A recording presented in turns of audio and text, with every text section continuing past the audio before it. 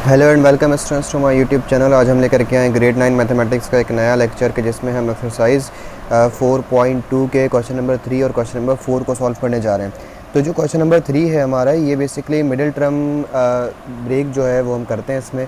और इसके लिए वही वाली बात कि हमें कैसे पता चलेगा कि इसमें हमें मिडिल टर्म ब्रेक करनी है, क्योंकि फैक्टराइजेशन के जितने भी सवाल आपने अब तक किए हैं वो तकरीबन सारे के सारे जो हैं वो एक जैसे ही नज़र आ रहे होते हैं।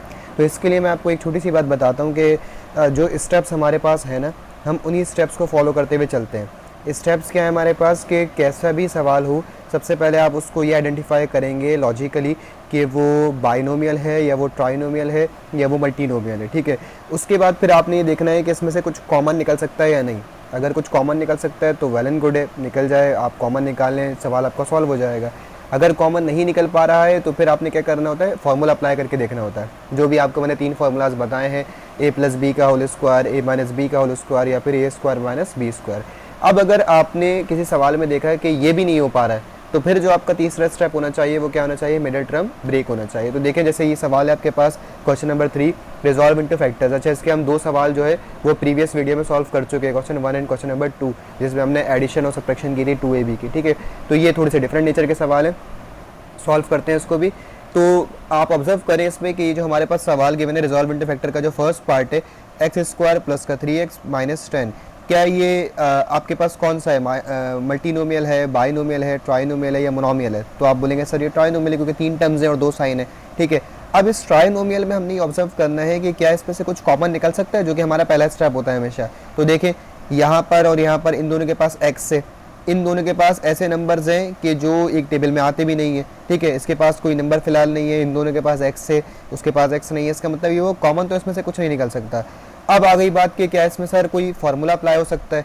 तो जो ट्राइनोमियल के फार्मूलाज हैं वो हमारे पास 2 हैं, a प्लस बी का होल स्क्वायर और a माइनस बी का होल स्क्वायर, जो कि कन्वर्ट होते हैं आपके पास किसी में, a स्क्वायर प्लस का 2ab प्लस का b स्क्वायर में, या फिर a square minus 2ab plus के b स्क्वायर में। तो इसके लिए हमें क्या चेक करना होता है कि जो आपकी पहली टर्म है और जो आपकी लास्ट टर्म है, जो एक्सप्रेशन है आपका, उसमें जो आपकी पहली टर्म है और जो आपकी लास्ट टर्म है, क्या ये टर्म्स आपकी परफेक्ट स्क्वायर बन सकती हैं, यानी होल स्क्वायर बन सकते हैं या नहीं? तो देखिए, पहली टर्म तो आपकी बन जाएगी क्योंकि x का होल स्क्वायर है, तो ये इसको हम x को ब्रैकेट में रख के इसको परफेक्ट स्क्वायर बना सकते हैं, तो ये बन गया, x का होल स्क्वायर बन गया। ठीक है, उसके बाद फिर जो आपकी लास्ट टर्म है जो कि 10 है, माइनस का 10 है। ठीक है, ये 10 जो है वो किसी का स्क्वायर नहीं है, किसी का परफेक्ट स्क्वायर नहीं है, कंप्लीट स्क्वायर नहीं है। तो इसका मतलब ये हो गया कि ये 10 जो है वो आपका होल स्क्वायर में चेंज नहीं हो सकता। तो इसका मतलब अगर ये चेंज नहीं हो सकता, पहली और आखिरी टर्म आपकी जो है वो परफेक्ट स्क्वायर नहीं बन पा रही, होल स्क्वायर नहीं बन पा रही, तो इसका मतलब ये होता है कि फिर आप इसमें अब क्या करेंगे, कोई तीसरा स्टेप करेंगे, इसमें आप फॉर्मूला अप्लाई नहीं कर सकते। ठीक है, तो अब तीसरा स्टेप क्या हो सकता है इसमें? तो जो तीसरा स्टेप होगा आपके पास वो क्या होगा, मिडिल टर्म ब्रेक का होगा। यानी आपने निकाल करके देखा कि लॉजिकली आपने देखा कि सर इसमें कॉमन भी नहीं निकल रहा, फिर आपने चेक करके देखा कि इसमें जो होल स्क्वायर है पहली और आखिरी टर्म वो भी नहीं बन रही, इसका मतलब इसमें फॉर्मूला भी अप्लाई नहीं हो रहा। तो अब हम ये करेंगे कि इसको हम मिडिल टर्म को ब्रेक करेंगे, मिडिल टर्म ब्रेकिंग के मेथड से करेंगे। अच्छा, सवाल ये उठता है कि मिडिल टर्म ब्रेकिंग करते क्यों, इससे फायदा क्या होता है? मिडिल टर्म जो है आपकी सेंटर वाली टर्म यानी ये वाली टर्म, इसको ब्रेक करके फायदा क्या होगा? देखिए, इसको ब्रेक करके फायदा ये होगा कि अभी ये है ट्राइनोमियल, तो अगर आप इसको ब्रेक करके 2 टर्म में तोड़ दें, फॉर एग्जांपल 3x जो है वो आपका टूट जाता है 2x में और प्लस x में, क्योंकि आपको पता है कि लाइक टर्म्स है तो ये आपस में ऐड होकर वापस से क्या बनाएंगे, 3x बनाएंगे। तो इसका मतलब ये होगा कि 3x को आप 2x में और x में तोड़ सकते हैं। तो होगा क्या है कि आपके पास फिर 4 टर्म्स हो जाएंगी, ये एक्स स्क्वायर प्लस का 2x प्लस का x और प्लस का 10। ठीक है, यानी ये बन जाएगा आपके पास मल्टीनोमियल एक्सप्रेशन। तो आप इन दोनों में से कॉमन निकाल सकते हैं और आप इन दोनों में से कॉमन निकाल सकते हैं। तो इससे ये फायदा होता है, जो हम मिडिल टर्म ब्रेकिंग करते हैं वो इस वजह से करते हैं। तो बहुत सारे लोग करते हैं मिडिल टर्म ब्रेकिंग, लेकिन उनको पता नहीं होता कि बेसिकली मिडिल टर्म ब्रेक करते क्यों है, इससे क्या फायदा होता है। ठीक है, तो करते हैं। अब यहाँ पर ये 2 अलग अलग तरीके के सवाल है, आपका क्वेश्चन नंबर 3 और एक आपका क्वेश्चन नंबर 4। जो क्वेश्चन नंबर 3 में मिडिल टर्म ब्रेकिंग है वो स्लाइटली डिफरेंट है क्वेश्चन नंबर 4 से। स्लाइटली क्या डिफरेंट है, इसमें देखिए आपके पास जो वैल्यू है फर्स्ट वाली वो है एक्स स्क्वायर, यानी उस एक्स स्क्वायर के साथ फिलहाल कोई नंबर नहीं है। ठीक है, तो हम सपोज कर लेते हैं कि यार इसके साथ कुछ नहीं होगा तो क्या होगा, 1 होगा, क्योंकि इससे जो कोफिशिएंट होगा वो क्या होता है, 1 होता है ना। अगर मैं आपसे पूछूं कि आप इसको प्रोनाउंस करें कि यहाँ पर कितने एक्स स्क्वायर है, तो आप बोलेंगे सर 1 है, इसका मतलब ये हो गया ये 1 एक्स स्क्वायर है यहाँ पे। ठीक है, तो आपने करना सिंपली ये होता है कि जो ऐसे वाले सवाल आ जाए कि जिसमें आपके पास पहली टर्म जो है उसके साथ कोई भी नंबर नहीं लिखा हुआ, यानी उसके साथ जो कोफिशिएंट है वो 1 है, तो इस केस में आप जो लास्ट टर्म है ना, इस लास्ट टर्म के आप क्या मालूम कर लेते हैं, फैक्टर्स मालूम कर लेते हैं। ठीक है, आपने सिर्फ ये काम करना होता है मिडिल टर्म ब्रेकिंग में कि जो लास्ट टर्म है उस लास्ट टर्म को फर्स्ट टर्म के कोफिशिएंट से मल्टीप्लाई करवाते हैं। अब इन सवालों में क्योंकि फर्स्ट टर्म में जो कोफिशिएंट है वो 1 है, तो हम उसको डायरेक्टली मल्टीप्लाई करवा ही नहीं रहे, हम बल्कि क्या कर रहे हैं, जो आपकी लास्ट टर्म है, ये गौर से सुनी गई वाली बात, ऐसे सवाल के जिसमें पहली टर्म का जो कोफिशिएंट है वो 1 हो, जैसे इसमें एक्स स्क्वायर है तो उसके साथ कुछ नहीं है तो क्या है 1 है, इसमें ए स्क्वायर बी स्क्वायर है तो उसके साथ भी कुछ नहीं है तो क्या है 1 है। तो ऐसे सवाल के जिनमें आपकी फर्स्ट टर्म के साथ जो कोफिशिएंट लगा हुआ हो वो 1 हो, उस केस में आपने सिंपली ये करना है कि उनकी जो लास्ट टर्म्स है उस लास्ट टर्म्स के फैक्टर्स मालूम कर लेने। और फैक्टर मालूम करने का तरीका क्या होता है हमारे पास, फैक्टराइजेशन मेथड के थ्रू। कौन सा वाला फैक्टराइजेशन मेथड, जो कि मैंने आपको पिछले प्रीवियस लेक्चर में बताया था, जो कि हमारे पास प्राइम फैक्टराइजेशन मेथड, ये मैंने आपको चैप्टर 4 के स्टार्टिंग में भी बताया था। ठीक है, तो प्राइम फैक्टराइजेशन मेथड के थ्रू जो है वो हमसे क्या मालूम कर लेंगे, फैक्टर मालूम कर लेंगे। तो कर लेते हैं मालूम यहाँ पर। अच्छा याद रखिए कि इन सवालों में भी रफ कॉलम लाजमी बनेगा, तो आप लाजमी इसमें रफ कॉलम बनाएंगे। तो ये रफ वर्क हमने यहाँ पर बना दिया। तो 10 के हम जो है वो क्या मालूम कर लेते हैं, फैक्टर मालूम कर लेते हैं। तो ये हो जाएगा 2 × 5 यानी 2 5 = 10, फिर उसके बाद 5 1 = 5। ठीक है, ये आपके टोटल फैक्टर निकल करके आ गए 10 के। तो 10 के जो पॉसिबल फैक्टर्स हैं वो कौन कौन से हो सकते हैं, 10 का पॉसिबल फैक्टर हो सकता है 2 × 5 यानी 2 हो सकता है और 5 हो सकता है। और एक और बात याद रखिएगा, कभी कभार ऐसा होता है हमारे पास कि जो हम फैक्टर्स मालूम करते हैं उन फैक्टर्स में हमारी मिडिल टर्म ब्रेक नहीं हो रही होती। तो ये जो 10 है ना, ये 10 इटसेल्फ अपना भी फैक्टर है, क्योंकि आप देखें कि 10 जो है फैक्टर का मतलब होता क्या है बेसिकली, कि वो नंबर के जो आपके गिवन नंबर को कंप्लीटली डिवाइड करवा दें। कंप्लीटली डिवाइड का मतलब ये होता है कि रिमाइंडर में कुछ भी ना बचे। तो आप देखें 2 को जब 10 से डिवाइड करवाएंगे, सॉरी 10 को जब आप 2 से डिवाइड करवाएंगे तो ये जाएगा 2 5 = 10, तो यहाँ पर कुछ भी रिमाइंडर नहीं बचेगा। ठीक ऐसे ही अगर आप 10 को 5 से करवाते हैं तब भी कुछ रिमाइंडर नहीं बचेगा, 5 2 = 10। ठीक है, ठीक ऐसे ही अगर आप 10 को 10 से करवाते हैं तब भी कुछ रिमाइंडर नहीं बचेगा।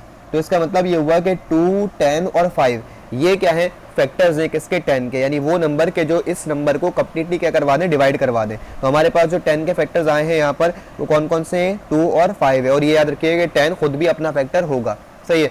अब उसके बाद क्या होगा कि ये जो हमारे पास मिडिल टर्म है 3x, हमें देखना है कि जो हमारे पास गिवन फैक्टर्स है इन गिवन फैक्टर्स को हम या तो प्लस करवाएं या माइनस करवाएं। अच्छा, हमें ये कौन बताएगा कि हमें क्या करवाना है, प्लस करवाना है या माइनस? तो आपको ये इसके साथ जो गिवन साइन है ये बताएगी आपको, ये वाली साइन।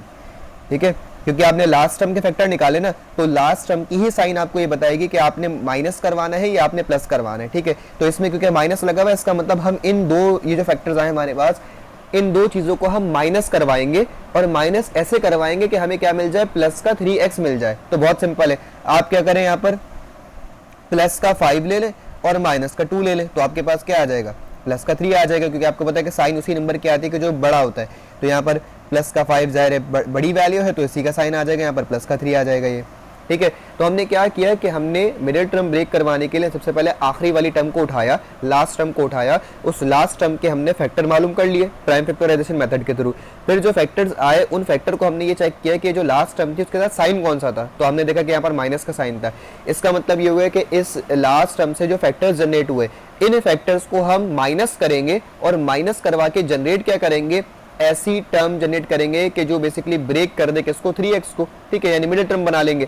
तो मिडिल टर्म हमारे पास है प्लस का 3x, तो प्लस के 3x को बनाने के लिए मुझे क्या चाहिए, अच्छा x को आप 1 मिनट के लिए जो है वो इग्नोर करें, प्लस का 3 बनाया खाली। प्लस का 3 कैसे बनेगा इन दोनों फैक्टर से, अगर मैं प्लस का 5 सपोज कर लूं और माइनस का 2 सपोज कर लूं तो क्या बन जाएगा, प्लस का 3 बन जाएगा। ठीक है, तो इसका मतलब ये हो गया कि आप इस प्लस के 3x को ब्रेक कर सकते हैं प्लस के 5x में और माइनस के 2x में। आपको पता है 5x और 2x जो है वो लाइक टर्म्स है, तो 5x में से जब 2x जाएगा आप माइनस करवाएंगे तो वापस से क्या मिल जाएगा आपको, 3x मिल जाएगा। इसका मतलब ये चीज़ पॉसिबल है टेक्निकली कि आप 3x को ब्रेक कर दें किसमें, 5x में और 2x में माइनस के। तो हम यहाँ पर करेंगे x² प्लस का 5x माइनस का 2x माइनस का 10, तो ये हमने मिडिल टर्म को ब्रेक कर दिया। ये आपके मिडिल टर्म थे 3x, इसको ब्रेक करा किसमें, 5x में और फिर 2x में। अब उसके बाद देखें, उसके बाद ये किया क्यों था, मैंने आपको बताया था कि क्यों करते हैं हम, ताकि हमें मल्टीनोमियल जनरेट हो जाए, यानी एक इजाफी टर्म जनरेट हो जाए। तो 4 टर्म्स को सॉल्व करने का तरीका क्या होता है कि 2 में से अलग कॉमन निकलेगा और 2 में से अलग निकलेगा। तो आप इन 2 में से कॉमन निकाल लें। इन दोनों में क्या कॉमन है, x कॉमन है, तो x बाहर आ गया, रिमेनिंग क्या बचेगा, यहाँ पर 2x थे, 1x बाहर आ चुका है तो 1x ब्रैकेट में बचेगा, प्लस दूसरी वाली टर्म में से क्या बचेगा, 5x में से x जो है वो बाहर जा चुका है तो क्या बचेगा, खाली 5 बचेगा। ठीक है, समझ में आया कि एक्स स्क्वायर प्लस 5x में से हमने x को बाहर निकाल लिया। जब एक x बाहर आ गया तो एक्स स्क्वायर में से एक x बाहर जा चुका है, तो एक x ब्रैकेट में बचेगा। सेम ऐसे ही 5x में से x बाहर जा चुका तो क्या बचेगा ब्रैकेट में, 5 बचेगा। उसके बाद फिर माइनस, अच्छा जो साइन यहाँ पर होती है आपके पास वही साइन यहाँ पर आती है, ठीक है, माइनस है तो माइनस आएगा, प्लस है तो प्लस आएगा। अब उसके बाद 2x है और 10 है, तो इन दोनों में क्या कॉमन हो सकता है, जाहिर है कि 2 हो सकता है क्योंकि 2 और 10 एक टेबल में आते हैं, तो हमने यहाँ पर माइनस का 2 कॉमन निकाल लिया। ठीक है, अब इससे होगा क्या, इस माइनस के 2 को कॉमन निकालने से ये होगा कि हमारे पास रिमेनिंग क्या बचेगा, ब्रैकेट में देखें यहाँ से 2x में से 2 बाहर जा चुका है तो क्या बचेगा, x बचेगा। और ये वाली जो साइन है ना जो आपने यहाँ पर इसके साथ कॉमन में निकाली है, ये साइन इसके साथ क्या हो जाएगी, मल्टीप्लाई इस वाले साइन के साथ, तो माइनस और माइनस क्या हो जाएगा, प्लस हो जाएगा। अब 2 के टेबल में 10 किस पर आता है, 5 पर, यानी 10 डिवाइड बाई 2 कितना होगा, 5, तो इसका मतलब यहाँ पर क्या आ जाएगा, 5 आ जाएगा। एक चीज़ याद रखिएगा कि जब भी आप मिडिल टर्म ब्रेक करते हैं तो यहाँ पर ये जो सेकंड स्टेप में जनरेट होने वाले ब्रैकेट होते हैं, ये वाला ब्रैकेट और ये वाला ब्रैकेट, ये हमेशा क्या होंगे, सेम होंगे। यानी इसमें इतना डिफरेंस भी नहीं हो सकता कि माइनस प्लस का डिफरेंस भी नहीं हो सकता। अगर यहाँ पर x प्लस 5 आया है तो यहाँ पर अगला ब्रैकेट भी x प्लस 5 का ही आएगा, मतलब x माइनस 5 भी नहीं हो सकता। अगर यहाँ पर x माइनस 5 आ रहा है और यहाँ पर x प्लस 5 आया है तो इसका मतलब ये हुआ कि आपने कोई ना कोई गलती करी है मिडिल टर्म ब्रेक में, तो आपको दोबारा से जो है वो फर्स्ट स्टेप की तरफ जाना पड़ेगा जिसमें आपने एक्चुअल में मिडिल टर्म को ब्रेक किया है। ठीक है, ये ज़हन में रखेंगे, छोटी छोटी ट्रिक्स होती हैं जो आपको बहुत हेल्प करती हैं सवाल को सॉल्व करने में। अब उसके बाद जो ब्रैकेट सेम है आपके पास उसको आप एक बार लिख लेंगे, ठीक है, और जो बाहर पड़ी हुई चीजें यानी जो बाहर रिमेनिंग टर्म्स बची हुई है, वहां से रिमेनिंग क्या बचा हुआ है, x, और यहाँ से रिमेनिंग क्या बचा हुआ है, माइनस का 2, इसको आप एक ब्रैकेट में कर देंगे, सो ये इसका आंसर हो जाएगा। और इसको अगर मैं लॉजिकली समझाऊं तो लॉजिकली क्या होगा, ये तो मैंने ट्रिक बता दिया आपको कि जो ब्रैकेट सेम है उसको एक बार लिख दिया और जो बाहर पड़ी हुई चीज़ है उसको एक ब्रैकेट में करके लिख दिया। लॉजिक क्या है इसकी कि ये लिखा हुआ है x और x प्लस 5 और माइनस 2x प्लस 5, ठीक है।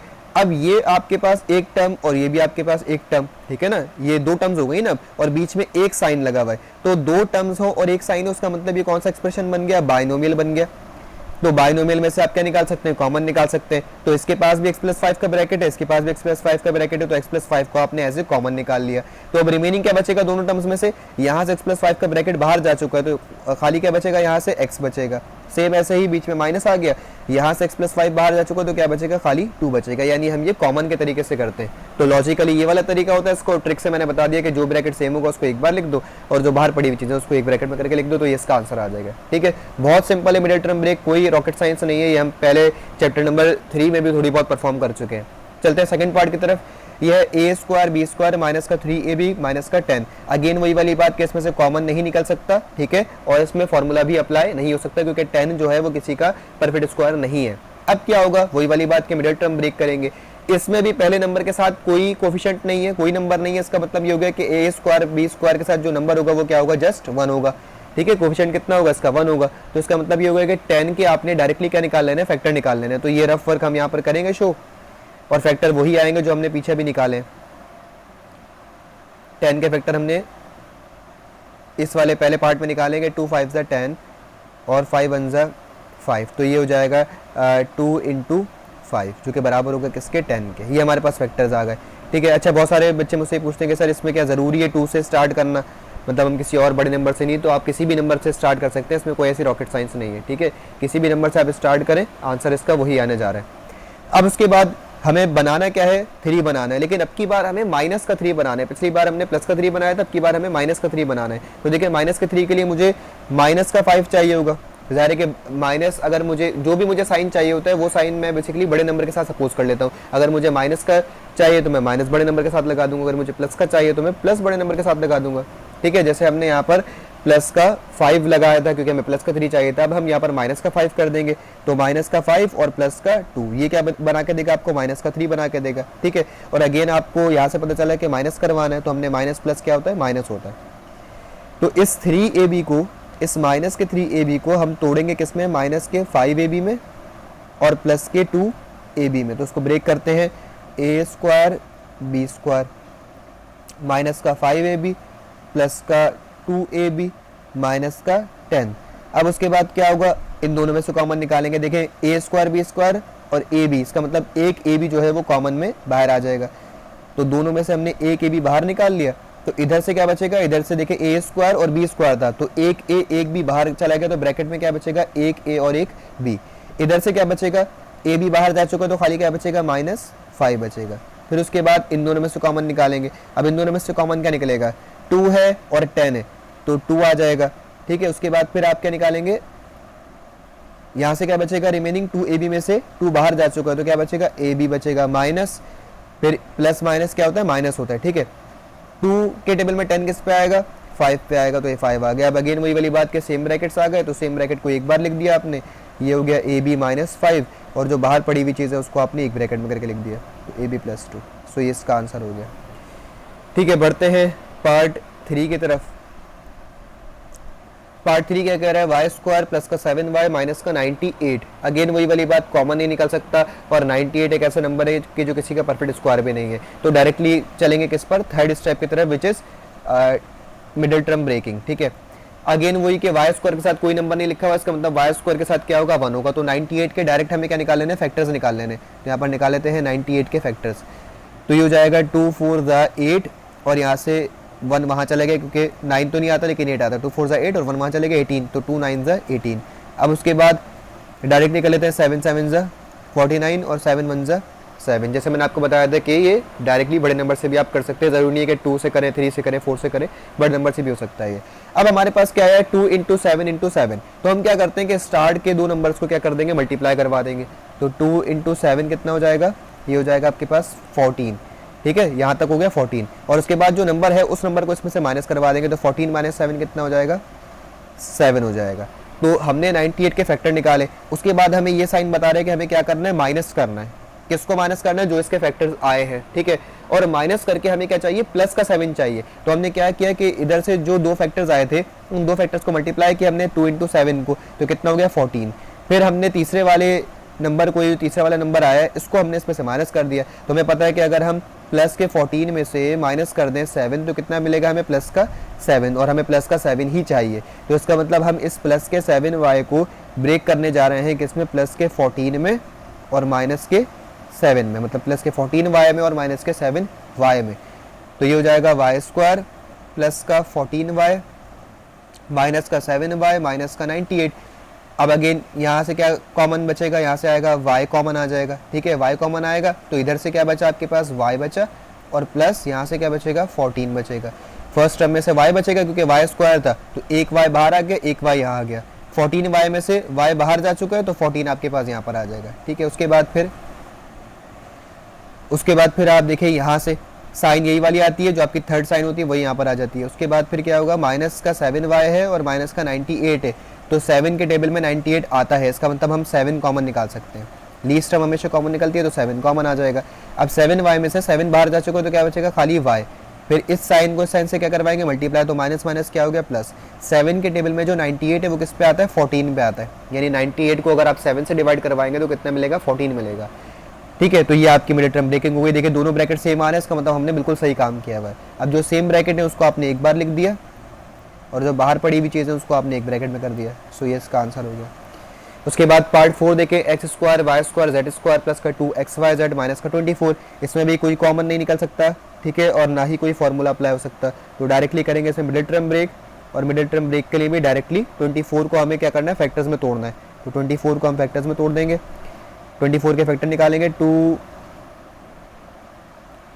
1 2, 2 2 4, 2 6 12, 2 3 6 और 3 1 3, ठीक है। अब हमें चाहिए कि हमें चाहिए प्लस का 2। तो देखिए प्लस का 2 कैसे मिल सकता है हमें, अगर हम यहाँ से इन दोनों को मल्टीप्लाई करवा दें और फिर हम इन दोनों को, जैसे हम पहले वाले को और दूसरे वाले को मल्टीप्लाई करवा दें, तो 2 × 2 कितना हो जाएगा, 4, और 2 × 3 कितना हो जाएगा, 6। तो 6 और 4 को हम कुछ ऐसा करवाएं कि हमें 2 मिल जाए, वो भी प्लस का। और क्या करवाना है, ये वाला साइन बताएगा, तो इसका मतलब माइनस करवा सकते हैं आप, ठीक है। तो 6 और 4 को क्या करवा सकते हैं, माइनस करवा सकते हैं। लेकिन माइनस कैसे करवाएं कि प्लस का 2 मिले, इसका मतलब बड़ी वैल्यू को छोटी वैल्यू से माइनस करवा दे। तो 6 - 4 करेंगे तो क्या मिल जाएगा, प्लस का 2। यानी प्लस के 2xyz को आप ब्रेक करेंगे किसमें, 6xyz में और माइनस 2xyz में। तो उसको ब्रेक करते हैं, x² y² z² ऐसे ही रहेगा। इस 2xyz की जगह पर क्या आ जाएगा, प्लस का 6xyz और माइनस का 4xyz, और माइनस का ये हो गया 24। ये 2 नहीं है, ये 4 है, ठीक है। माइनस के 4xyz जेड में। अब यहाँ से देखें फर्स्ट, पहले इन दोनों में से कॉमन निकाल लेंगे, क्या कॉमन है, एक्स वाई जेड कॉमन है, तो एक्स वाई जेड बाहर आ जाएगा। फर्स्ट टर्म में दो एक्स वाई जेड थे, तो यहाँ से एक बाहर जा चुका है, तो यहाँ से ब्रैकेट में क्या बचेगा, एक एक्स वाई जेड बच जाएगा। प्लस सेकंड टर्म में से 6 एक्स वाई जेड में से एक्स वाई जेड बाहर जा चुका है, तो क्या बचेगा, खाली 6 बचेगा। ये वाली साइन ऐसी आ जाएगी यहाँ पर माइनस, उसके बाद फिर 4 एक्स वाई जेड और फिर 24, तो इसका मतलब 4 कॉमन आएगा। बचेगा क्या, एक्स वाई जेड बचेगा यहाँ से, और ये वाली टर्म जब ये वाली साइन इससे माइनस मल्टीप्लाई होगी तो माइनस माइनस क्या हो गया, प्लस। 4 के टेबल में 24 किस पे आएगा, 6 पे आएगा। दोनों ब्रैकेट सेम आ गए, इसका मतलब काम सही किया हमने। तो जो सेम ब्रैकेट है उसको आपने एक बार लिख दिया, और जो बाहर पड़ी हुई चीज़ है उसको आपने एक ब्रैकेट में करके लिख दिया। ये इसका आंसर हो गया। ठीक है भाई, बढ़ते हैं क्वेश्चन नंबर 4 की तरफ। रिजॉल्व इनटू फैक्टर, वो भी रिजॉल्व इनटू फैक्टर है। इसमें और पिछले सवाल में जो स्लाइटली डिफरेंट मैं आपको बता रहा था, जो थोड़ा सा डिफरेंस है वो क्या है कि पिछले वाले सवाल में हमारे पास फर्स्ट टर्म के साथ कोई भी नंबर नहीं था, यानी हमने वहाँ पर, हमें पता था कि वहाँ पर कुछ नहीं है तो क्या है, 1 है। यहाँ पर हमारे पास 1 नहीं है बल्कि एक नंबर लिखा हुआ है। तो अब क्या होगा, अब पहली टर्म का जो कोफिशिएंट होगा, ठीक है, जो कि अब की बार 1 नहीं है, उसको आप क्या करवाएंगे, मल्टीप्लाई करवाएंगे लास्ट टर्म से। ठीक है, जो भी आपकी लास्ट टर्म होगी, भले वो लास्ट टर्म है या लास्ट टर्म में कोई नंबर है या लास्ट टर्म पूरी कोई टर्म है जिसमें कोफिशिएंट है, उससे आप क्या करवाएंगे, मल्टीप्लाई करवाएंगे, उसके नंबर से मल्टीप्लाई करवाएंगे। ठीक है, जैसे हमारे पास फर्स्ट टर्म का जो कोफिशिएंट है यहाँ पर वो क्या है, 9 है। ठीक है, और जो हमारे पास लास्ट टर्म का कोफिशिएंट है वो हमारे पास कितना है, 8 है। जो लास्ट में हमारे लास्ट टर्म के साथ जो नंबर है वो कितना है, 8 है। तो हम क्या करवाएंगे, 9 और 8 को पहले मल्टीप्लाई करवाएंगे। करना हमें वही है, फैक्टर्स निकालने, लेकिन अब की बार हमें इसको मल्टीप्लाई करवाना पड़ेगा। तो रफ कॉलम बनाया हमने, 9 को हमने 8 से मल्टीप्लाई करवा दिया, तो 9 8 जा 72, 8 9 जा 72 बोले या 9 8 जा 72 बोले। अब आपको इस नंबर के फैक्टर निकालने। देखिए पिछले वाले सवाल में क्या था कि आपने डायरेक्टली जो भी आपका लास्ट नंबर था आपने उस लास्ट नंबर के फैक्टर निकाले थे। इस वाले सवाल में डिफरेंस क्या है कि लास्ट टर्म को फर्स्ट टर्म के नंबर से मल्टीप्लाई करवाया आपने। मल्टीप्लाई करवा के जो नंबर जनरेट होगा उस नंबर के आपको क्या निकालने, फैक्टर्स निकालने, यानी अब की बार आपको 72 के फैक्टर निकालने। तो देखिए 72 के फैक्टर्स कैसे आएंगे, वैसे ही 2 3 जा 6 और 2 6 जा 12, फिर 2 18 जा 36, फिर 2 9 जा 18, फिर 3 3 जा 9 और फिर 3 1 जा 3। अब उसके बाद यहाँ से हमें ये जो आपके पास फैक्टर्स आए हैं जनरेट किए हमने, यहाँ से हमें क्या करना है कि ऐसा कुछ करें कि आपके पास क्या आ जाए, प्लस का 21। मिडिल टर्म क्या है हमारे पास, प्लस का 21 वाई जेड है। तो वही वाली बात के देखते हैं कि इन तीनों के साथ हम क्या करवा सकते हैं। देखें 2 2 जा 4, 4 2 जा 8, 8 3 जा 24। अच्छा, ये ज़रूरी नहीं है कि आप शुरू के दो वालों को मल्टीप्लाई करवाएं, आपको ये देखना होता है कि इनको हम किस तरीके से मल्टीप्लाई करवाएं इन नंबर्स को कि हमें वो मिडिल टर्म मिल जाए। ठीक है, तो अगर मैं इन शुरू के चारों को एक साथ मल्टीप्लाई करवा दूं, जो कि है 2 इंटू 2 इंटू 2 इंटू 3, ठीक है, ये कितना बन जाएगा आपके पास, 2 2 जा 4, 4 2 जा 8, 8 3 जा 24।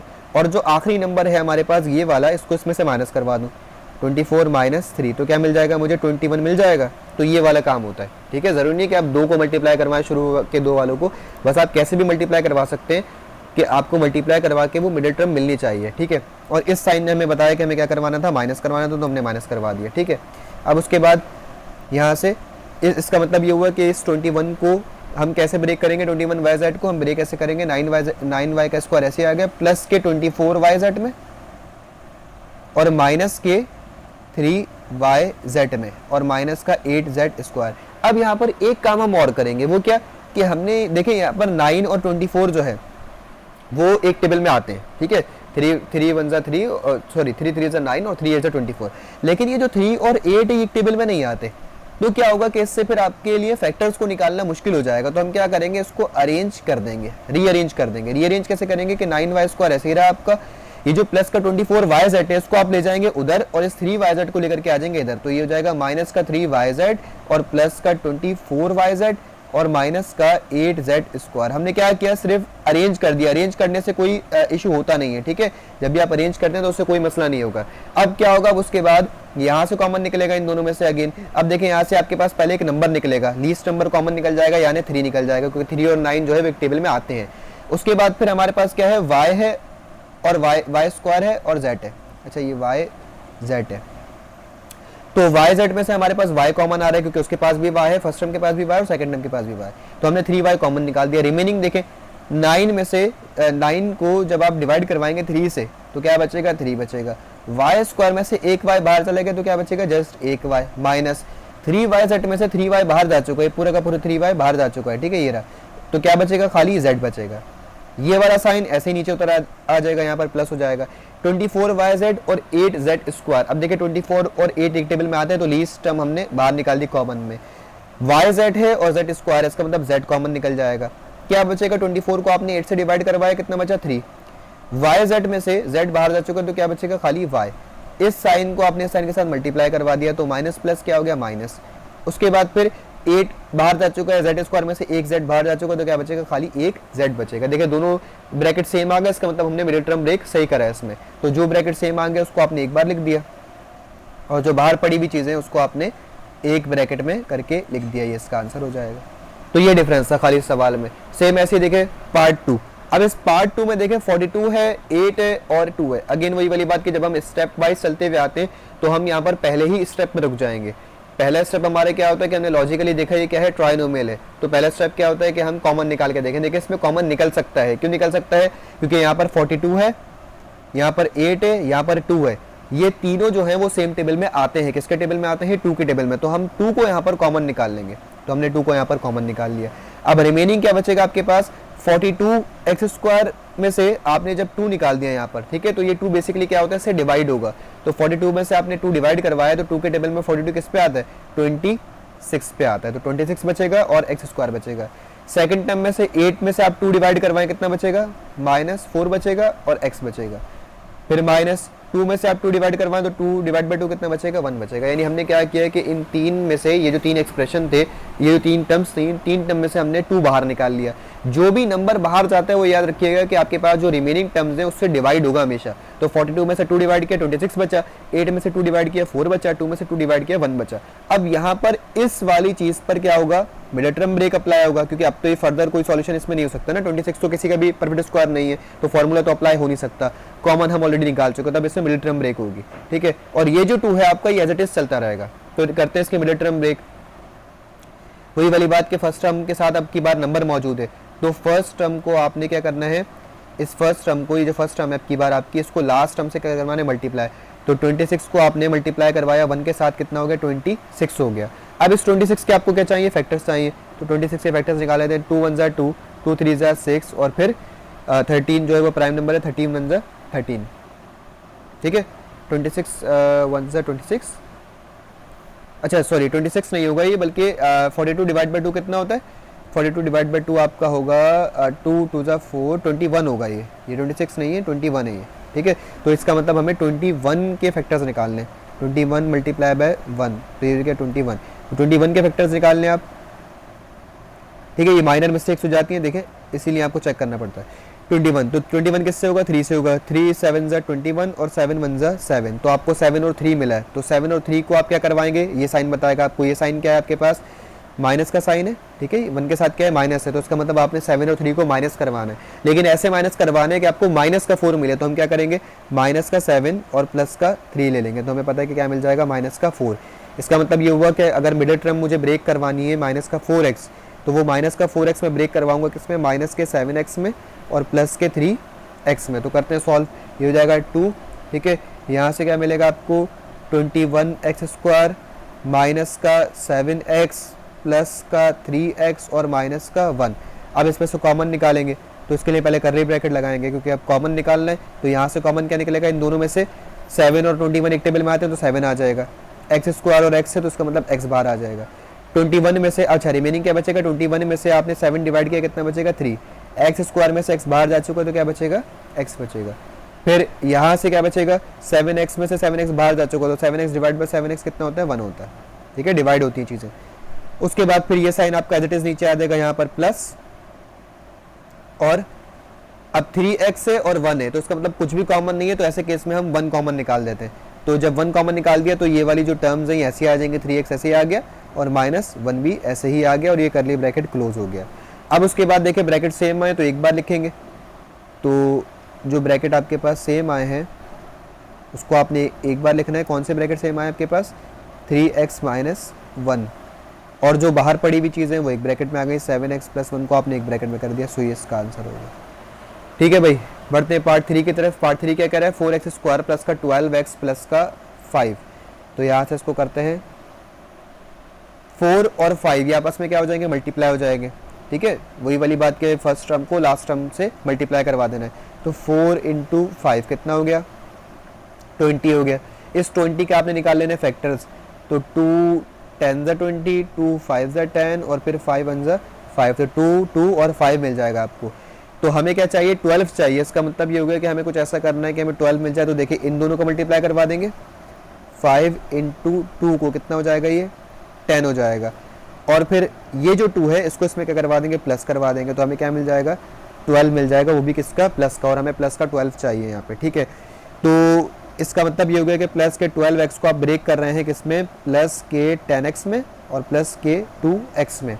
तो ये हो जाएगा 4x स्क्वायर प्लस का 10x प्लस का 2x प्लस का 5। अगेन वही वाली बात कि 2 और 5 एक टेबल में नहीं आते हैं, ये और एक टेबल में नहीं आते, तो उसका मतलब हमें अरेंज करना पड़ेगा।